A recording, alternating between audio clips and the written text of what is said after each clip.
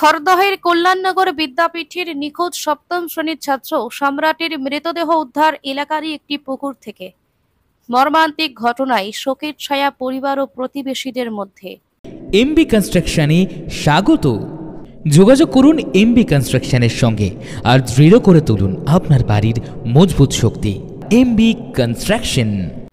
অবশেষে খোঁজ মিলল খড়দহের পানশিলা খালপাড় এলাকার নিখোঁজ সপ্তম শ্রেণীর ছাত্রের, কিন্তু মৃত অবস্থায়।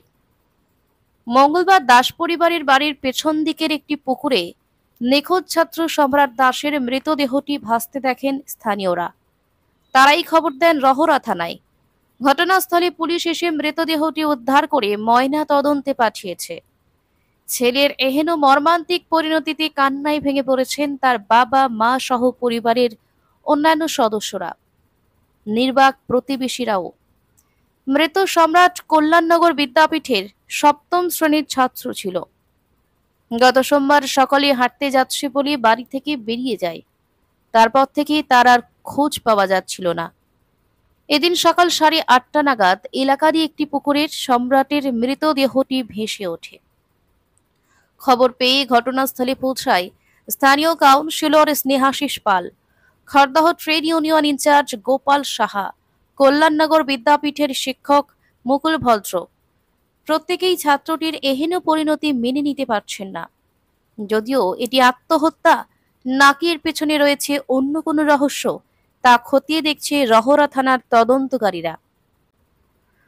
ঘটনাস্থলে দাঁড়িয়ে খড়দহের ট্রেড ইউনিয়ন নেতা গোপন সাহা, স্থানীয় কাউন্সিলর স্নেহাশিস পাল ও কল্যাণনগর বিদ্যাপীঠের শিক্ষক শোকার্ত কণ্ঠে বলেন, গতকালকে সকালে খবরটা পেয়ে সবাই ফেসবুকেও প্রচার করেছে এবং থানাতেও বলা হচ্ছে, থানাও এফআইআর হয়েছে।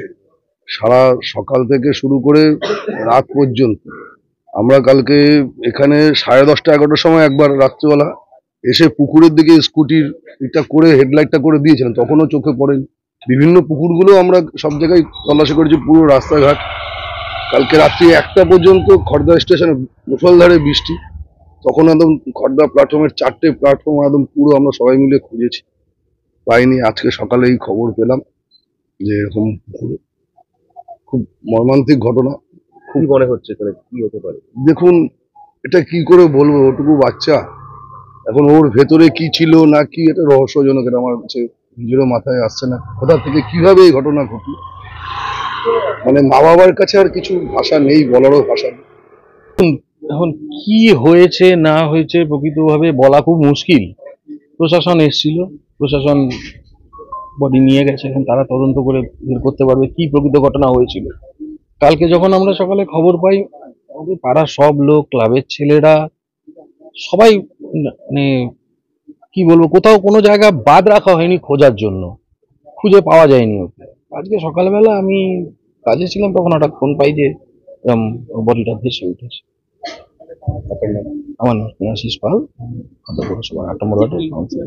কালকে স্কুলে তো পরীক্ষা চলছে এখন, তা এই পাড়া থেকে একজন ভদ্রলোক, উনি সকাল 10টা 10:30 নাগাদ আমাদের স্কুলে গিয়ে ইনফর্ম করলেন যে পাশের বাড়ির ছেলেটি অর্থাৎ সম্রাট দাস, আমাদের 7A সেকশনের ছাত্র, ওকে পাওয়া যাচ্ছে না। সকালবেলায় 6টার পরে ও 6টা 15-20 নাগাদ একটু হাঁটতে বেরিয়েছে এবং কয়েকদিন ধরেই ও হাঁটতে যাচ্ছে। বেশি দিন ধরে এরকম কন্টিনিউয়াস প্রসেস করছিল না, কারণ সকালে যেহেতু ওর পড়া থাকছিল।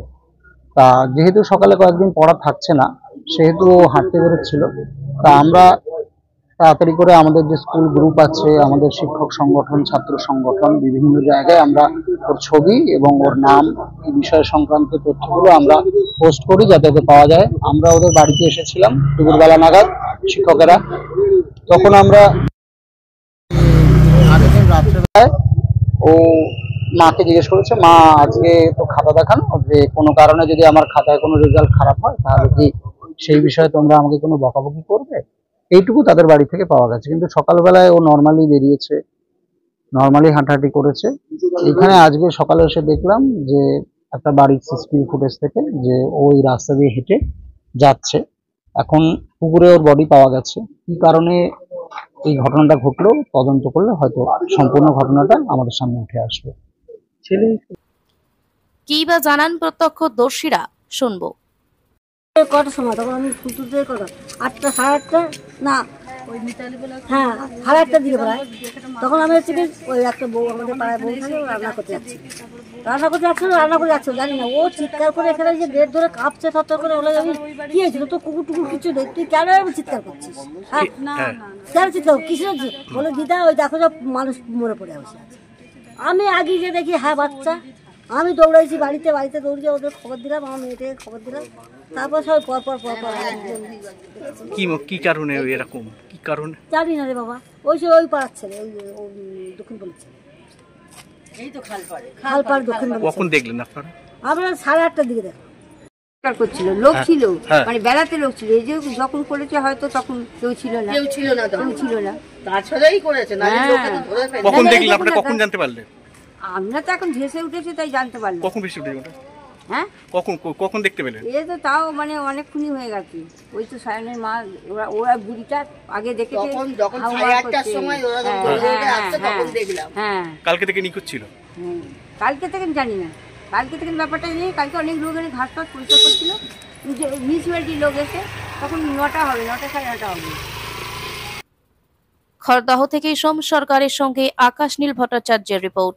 আপনারা দেখছেন কলমের কথা। গৌরী কার সার্ভিস ও গৌরী ভিলায় সকলকে স্বাগত জানাই। এখানে যে কোনো অনুষ্ঠানে বাড়ি ভাড়ার পাশাপাশি যে কোনো দূর গন্তব্যে যেতে 4 চাকার গাড়ির পরিষেবা দেওয়া হয়ে থাকে। প্রোপাইটার প্রশান্ত গুহ, ঠিকানা বন্দীপুর মোরুলপাড়া আনন্দপল্লী।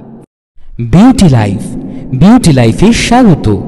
আর্সেনিক মুক্ত স্বাস্থ্যকর পানীয় জলের একমাত্র ভরসা বিউটি লাইফ।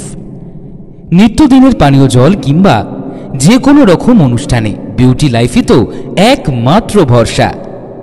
জিসান এন্টারপ্রাইজের beauty life package drinking water. আমাদের ঠিকানা রহরা বন্দীপুর মোরুলপাড়া। Phone number 9331024539। এছাড়াও যোগাযোগ করতে পারেন 8617296929 এই নাম্বারে।